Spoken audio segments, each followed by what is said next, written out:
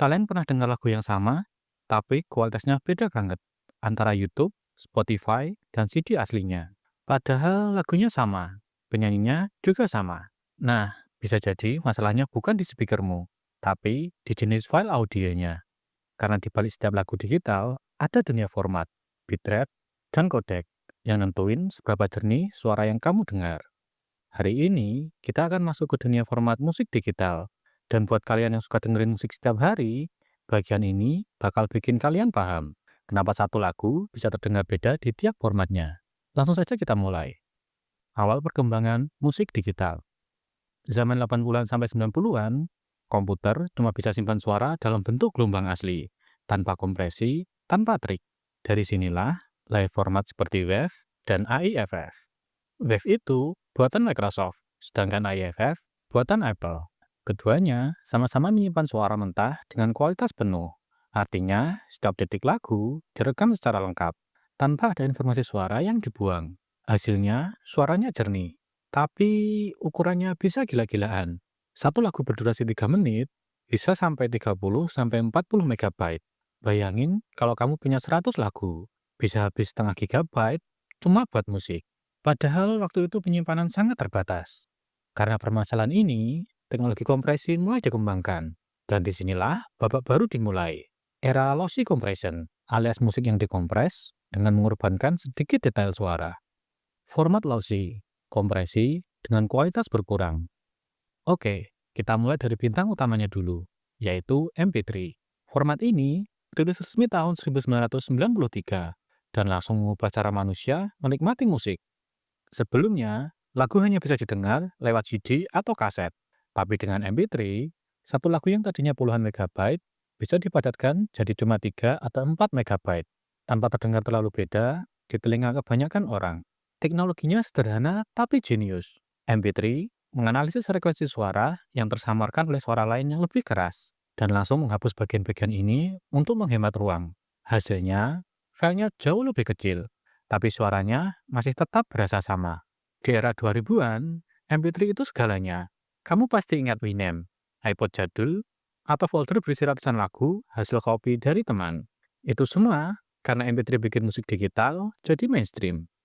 Tapi, tentu saja ada kompromi. Kalau kamu pakai headphone bagus, atau dengar di studio, kamu bakal sadar ada sedikit rasa digital, kayak detail tinggi yang hilang, atau suara vokal yang nggak sealamiah versi aslinya. Dan itulah kenapa format ini disebut lossy. Ada bagian suara yang hilang saat dikompres. Sekarang kita naik sedikit ke generasi berikutnya, yaitu AAC atau Advanced Audio Coding. Format ini lahir buat menggantikan MP3. Secara teknis, AAC bisa kasih kualitas lebih baik dengan ukuran file yang sama. Misalnya, MP3 di 192 kilobit per second, itu kualitasnya bisa disamain oleh AAC di 128 kilobit per second. Jadi lebih efisien, hemat ruang, tapi tetap enak di telinga. AAC itu dipakai di iTunes, Apple Music, YouTube, bahkan banyak layanan streaming lainnya. Alasan utamanya sederhana, lebih bagus suaranya, lebih kecil ukurannya, dan kompatibel di hampir semua perangkat modern. Kalau kamu pernah lihat file musik berakhiran M4A, itu sebenarnya AAC yang dibungkus dalam kontainer. Apa itu kontainer? Nanti kita jelaskan di akhir. Lanjut, ada lagi satu format yang sering dilupakan, tapi sangat penting, yaitu OGG for Bass. Nah, ini unik. OGG itu open source, alias bebas lisensi dan gratis dipakai siapapun. Kualitasnya nggak kalah sama MP3 atau bahkan AAC. Di bitrate yang sama, OGG bisa terdengar lebih natural karena algoritma kompresinya dibuat tanpa batasan paten. Makanya, format ini banyak dipakai di dunia open source dan gaming. Kalau kamu pernah main game di PC atau Linux, kemungkinan besar file musiknya disimpan dalam format OGG. Selain itu, Spotify juga pernah pakai OGG untuk streaming di desktop, karena dianggap lebih efisien dan fleksibel buat pengiriman audio online. Jadi, walau nggak sepopuler MP3 di masyarakat umum, OGG tetap punya tempat khusus di dunia digital, terutama buat pengembang, gamer, dan para pendukung software bebas. Nah, itu tadi 3 format lossy yang paling berpengaruh di dunia musik digital. MP3, AAC, dan OGG for Bass. Mereka semua lahir dari keinginan yang sama, membuat musik tetap enak didengar, tapi tidak memakan ruang penyimpanan besar. Format lossless, kualitas asli tanpa hilang detail. Sekarang, kita masuk ke dunia lossless audio, format yang tidak mengorbankan kualitas sama sekali. Setiap nada, setiap gema, setiap desis kecil, semuanya disimpan persis seperti aslinya. Kalau kamu dengerin dengan headphone atau speaker yang bagus, bedanya bisa langsung terasa. Lebih hangat, lebih jernih, dan terasa hidup. Yang pertama, tentu saja Wave. Format ini dikembangkan Microsoft sejak awal era audio digital. Secara teknis, Wave adalah format kontainer yang menyimpan suara mentah, tanpa kompresi, dan sampai sekarang masih jadi standar di dunia rekaman profesional. Kalau kamu rekam suara gitar, setiap getaran senarnya disimpan utuh. Hasilnya, suara super jernih, tapi ukurannya juga luar biasa besar. Itulah kenapa Wave jarang dipakai untuk koleksi musik harian, tapi jadi format wajib di studio rekaman, mixing, atau mastering. Nah, di kubu Apple ada format kembarannya, yaitu AIFF. Secara konsep, hampir sama dengan Wave. Sama-sama lossless, sama-sama berukuran besar. Bedanya cuma di struktur datanya dan kompatibilitasnya dengan ekosistem Apple. Banyak musisi yang pakai Mac dan Logic Pro lebih memilih AIFF karena dukungannya lebih stabil di software produksi musik mereka. Jadi bisa dibilang, Wave dan AIFF itu kayak dua saudara kembar yang tumbuh di rumah berbeda. Satu di Windows, satu di Mac. Tapi yang namanya manusia itu selalu cari efisiensi. Dan dari situlah lahir format lossless yang lebih modern, yaitu FLAC. FLAC itu singkatan dari Free Lossless Audio Codec. Dirilis pada tahun 2001 dan langsung populer di kalangan kolektor musik serta audiophile. Bahkan sampai sekarang, komunitas audiophile masih debat soal mana yang lebih natural, FLAC atau Wave. Keunggulannya jelas banget. Kualitas setara CD, tapi ukuran file bisa 40-50% lebih kecil dari Wave. Bedanya dengan MP3, FLAC nggak buang data sama sekali. Jadi saat kamu putar ulang, suaranya 100% identik dengan aslinya. Banyak orang yang suka koleksi album lama dalam bentuk FLAC. Karena selain efisien, format ini juga open source dan bebas lisensi. Kalau kamu download album FLAC dari sumber resmi, biasanya juga ada metadata lengkap, mulai dari cover album, nama artis, sampai info teknis rekamannya. Dan seperti biasa, dari kubu Apple nggak mau ketinggalan.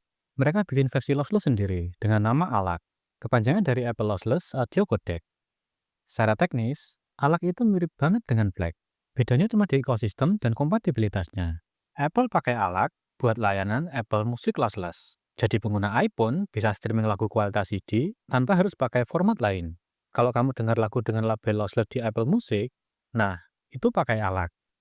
Dan menariknya, sekarang format ini juga udah dibuka jadi open source. Jadi bisa dipakai siapapun tanpa biaya lisensi. Jadi kesimpulannya, kalau kamu mau kualitas studio, pilih Wave atau AIFF. Kalau mau efisiensi tapi tetap lossless, FLAC atau ALAC jawabannya. Format streaming dan modern. Nah, di era modern sekarang, musik nggak cuma soal kualitas, tapi juga soal kecepatan dan efisiensi data.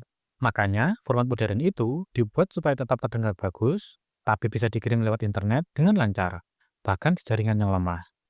Yang paling menonjol di sini adalah Opus. Opus itu format super fleksibel, yang bisa dipakai buat musik, panggilan suara, bahkan video call. Format ini adalah gabungan dari dua teknologi, Salt untuk kualitas musik tinggi, dan Strip dari Skype untuk suara manusia. Kelebihan Opus itu luar biasa. Di bitrate rendah pun, suaranya tetap bagus dan natural. Makanya, Opus banyak dipakai di aplikasi kayak WhatsApp, Discord, Zoom, dan juga beberapa layanan streaming modern.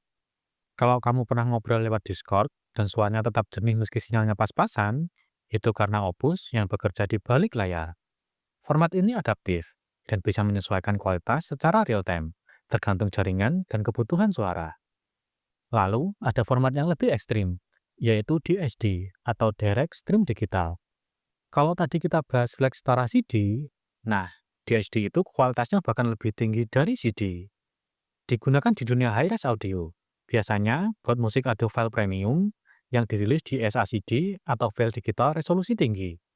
DSD nyimpen suara dalam bentuk bitstream dengan kecepatan luar biasa tinggi, sampai jutaan sampel per detik. Hasilnya, detail dan nuansa suaranya bisa luar biasa halus. Tapi konsekuensinya, ukuran file juga sangat besar. Satu album bisa tembus beberapa gigabyte. Jadi, format ini lebih cocok buat para pecinta kualitas ekstrim, bukan buat pengguna biasa atau streaming online. Tapi di balik semua format ini, ada hal penting yang sering disalahpahami orang. Bukan soal nama filenya, tapi bagaimana suara itu dikodekan. Teknologi di balik kualitas audio. Sebelum kita tutup videonya, ada satu hal penting yang sering bikin orang salah paham soal file musik, yaitu kontainer dan kodek. Kedengarannya mirip, tapi sebenarnya dua hal yang beda banget. Kalau kita ibaratkan, kodek itu resep masakannya, sedangkan kontainer itu kotak makanannya. Kodek ngatur cara suara dikodekan, dikompresi, dan disimpan dalam bentuk digital. Sedangkan kontainer adalah tempat penyimpanan hasil masakan itu, yang juga bisa berisi info tambahan seperti judul lagu, cover album, atau lirik.